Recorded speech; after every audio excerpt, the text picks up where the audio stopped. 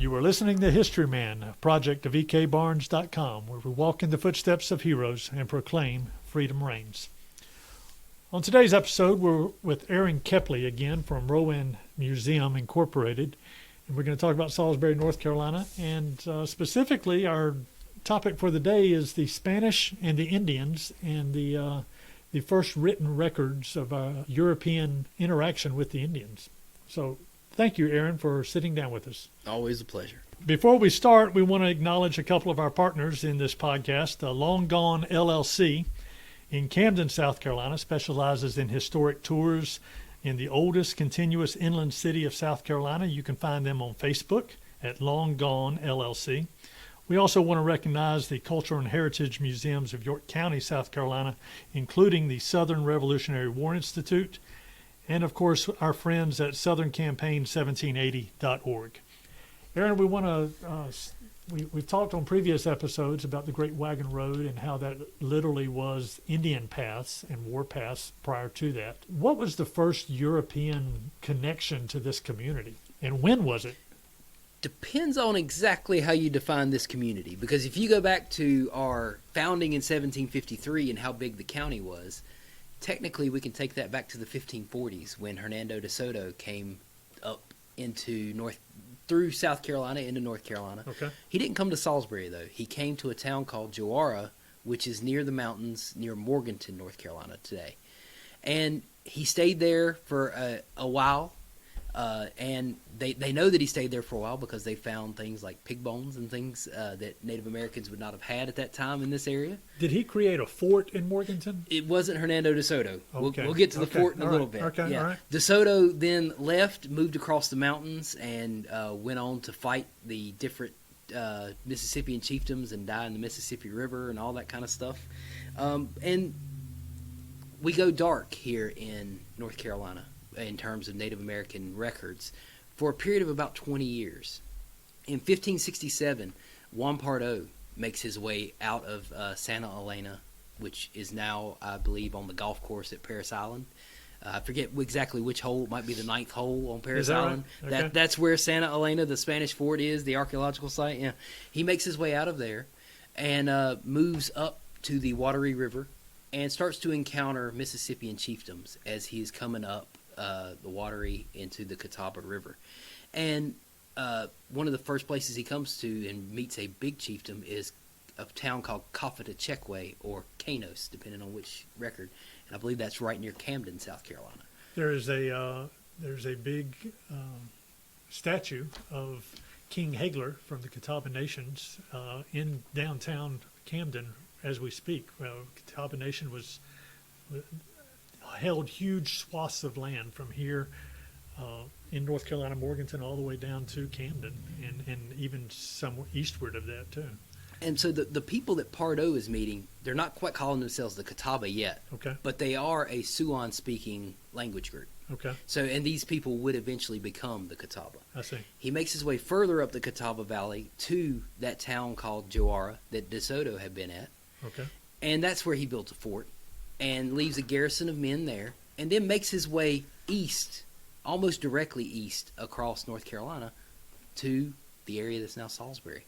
We don't know exactly where he went, but he came here to this area and met with a female chief of a town called Watari. And Watari. yes, Watari. We'll get to that in a minute as well. And as he's meeting with her, she brings in 39 lesser chiefs to meet with him here. Okay. Now, she is very interested in the Christian religion. So he leaves his chaplain at Salisbury. He spends about 2 weeks at Watari. And he leaves his chaplain whenever he goes back towards Santa Elena because they were worried about a French attack on Santa Elena.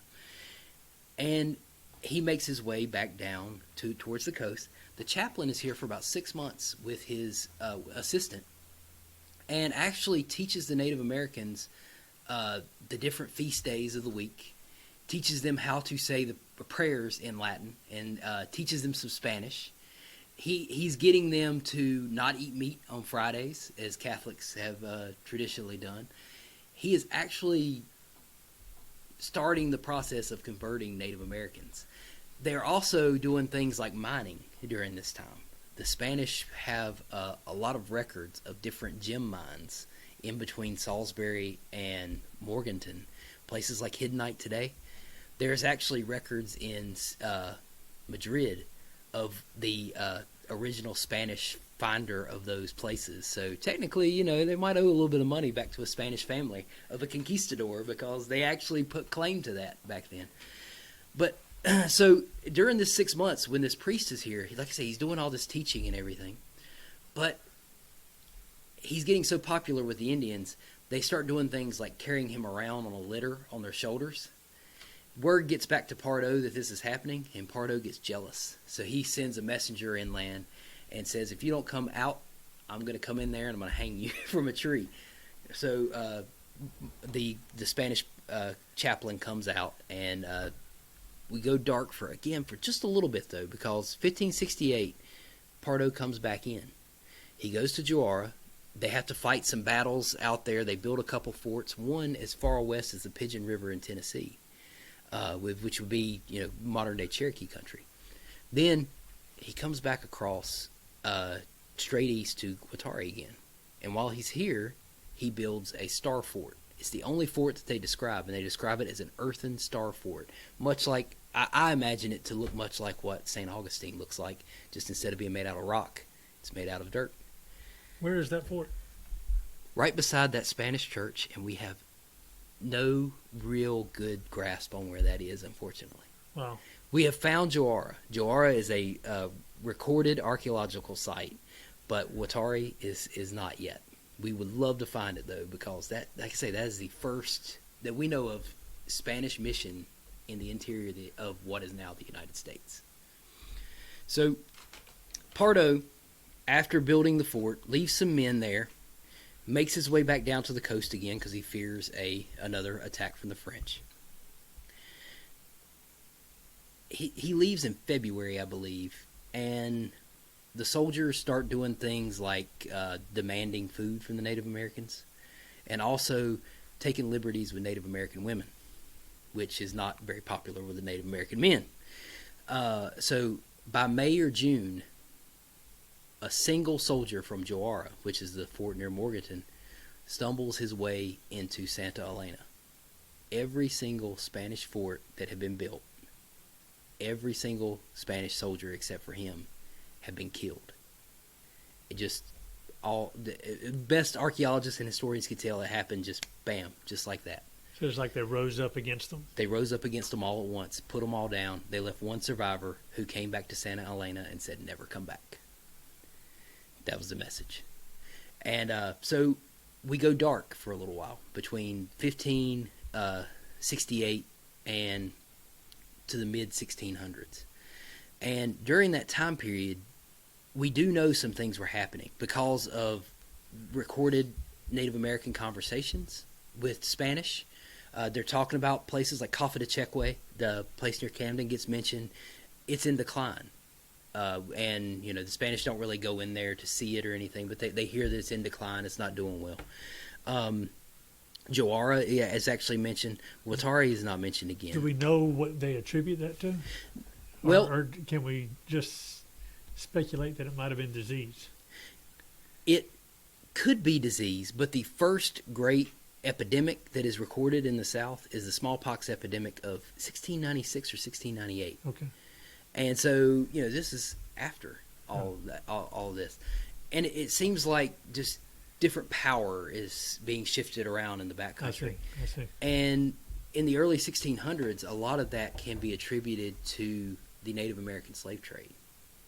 Really? People are, I guess you call them at this point tribes, and not necessarily villages or confederations of villages, are like the Westos, who seem to be Erie Native Americans from New York, were defeated by the Iroquois and were forced to move south. And they had been used to trading beaver pelts with Europeans for guns and all that, European trade goods. So they come south, and we don't necessarily have the beaver, but we do have one thing that people around Jamestown and also the Sugar Islands won't, which is Native American slaves. So the Westo Native Americans start to make their way down into North Carolina, along with tribes like the Occaneechi, and they start to slave raid these Siouan-speaking people that live in the Piedmont of North Carolina. Jowara is heavily affected by this. It seems like they moved to near Salem, Winston-Salem, during this time period. The Sara Mountains is probably named after Jowara, the Jowara people, Sara. And Where are the Sour Mountains? Sara Mountains are near, they're in between Winston-Salem and Greensboro. Okay. Yeah, All so they move from Morganton, which is pretty far to the west. They move up there, probably hoping that the mountains will kind of keep them safe. But they have so many issues, they end up moving down to Sherrall. And so Jowara, Sara, Sherrall. I got you. Yeah. And the Watari is not really mentioned, but we know that they were heavily impacted by this as well. Now, there are a few expeditions that come through that have spotty records that talk about some different villages, but really the one enlightening thing that comes back around is in 1701 when John Lawson comes through here. Comes up from South Carolina, which at that time was just Carolina, but he comes up and comes across. And as he is moving through South Carolina, though, he comes to near Camden, and he runs into a tribe that he calls the Watery. And that is the Guattari. They had recently moved to the area around Camden because of the great smallpox epidemic and the slaving that was happening. The smallpox epidemic started around Petersburg and came down what is now the I-85 corridor. And that would have hit Guattari. It would have hit, the Catawba nations that are around Charlotte and Rock Hill, and made its way on down into all these other areas. And with the slaving that was going on, the Watery had to get away. So they moved from their homeland on the Yadkin River down to the area around Camden, and they get the wrong river named after them, I guess you could say. Yeah, the Yadkin River should actually be the Wateree River. Wow. Yes. That is interesting. Yes. Because you think, as a modern-day pauper of history that I am, there's a tendency to think, oh, well, the Cherokee have always been here. The Wateree have always been here. And you go on and on. The Iroquois have always been there in that one area up north. That's just not the way it is at all. Not at all. Not at all. They're moving. They're trying to survive when those geopolitics played into Indian life as well. You also have to look at things like soil exhaustion. I'm sorry? Soil exhaustion. Soil exhaustion, yes. Because as you're planting corn and things like that, repeated planting of corn, any crop, if you plant it repeatedly, is going to exhaust the soil. Right, so it's not just a human problems, it's environment problems. Yeah. And interesting. And another thing that I have heard from archaeologists, Native Americans only wanted to carry firewood up to a mile from a village. So if they cleaned out the woods of firewood from a mile around the village, in every direction, it was time to move to a different place. Kind of throws a little kink in some Native American legal actions where they claim that this particular section of the country was theirs and always was theirs, and God had given it to them, and this is the land of the this particular Indian tribe. I think you could pull that back, not just Native Americans. I think you can pull that back to the greater human experience. Isn't that true? No, that is so true. Yeah, no human population has ever really lived in one place. You talked about the German people being, just from a religious standpoint, they would move from the eastern part of France over into Germany if they were a Protestant, Catholic, right? Yeah. So. Yeah. Isn't that interesting stuff?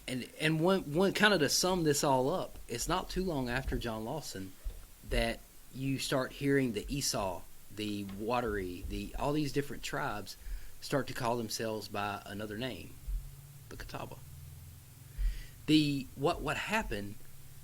The reason why we have the tribes that we have today is largely due to the shattering of their societies that happened after European contact with Native American slaving, which happens first, the slave trade. And that is one reason why 85 is such a big corridor that it is today, is because of the Native American slave trade. And that Native American slave trade, you're talking, You're talking between Native American tribes. Well, they would trade between each other and then sell to the Europeans. I see. Okay. Yes, All yes. right. The end. I guess you have the buying going on. John Lawson actually witnesses this. I forgot to say this, but he actually witnesses this at the trading ford here at the Yadkin River. A group is brought in and is being traded while he is staying with a group here at the trading ford on the Yadkin River. So he is actually witnessing this as it's happening. And by that point in the 1700s, it was getting more rare because African slave trade was picking up more.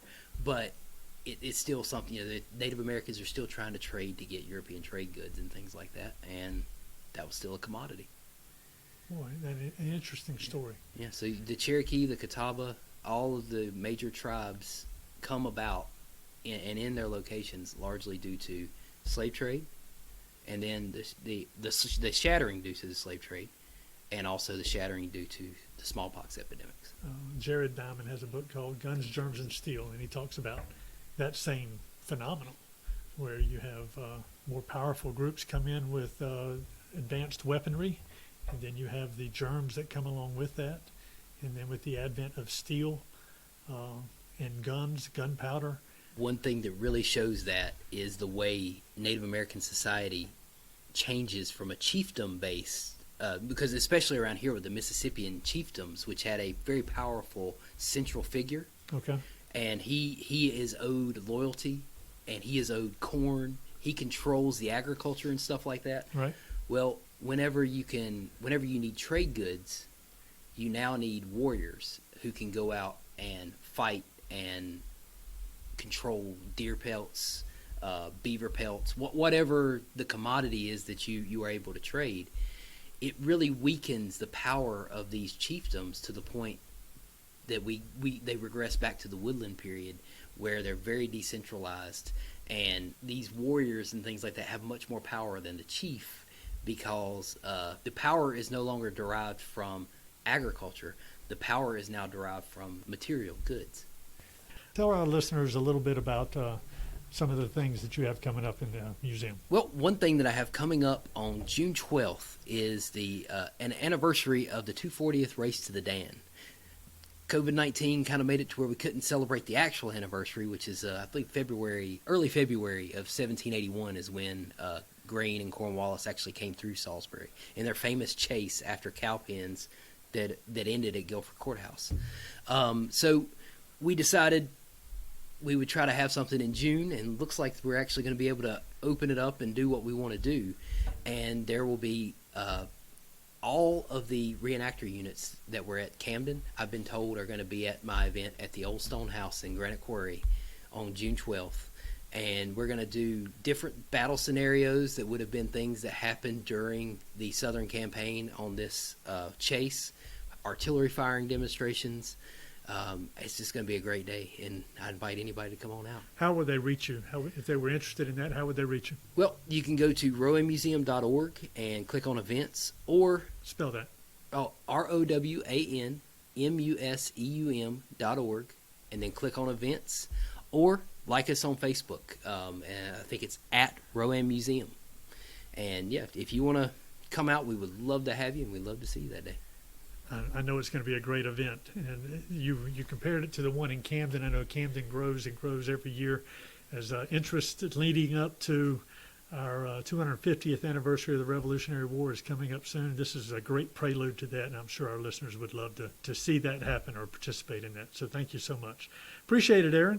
Thank you for having me again. I definitely appreciate it. All right.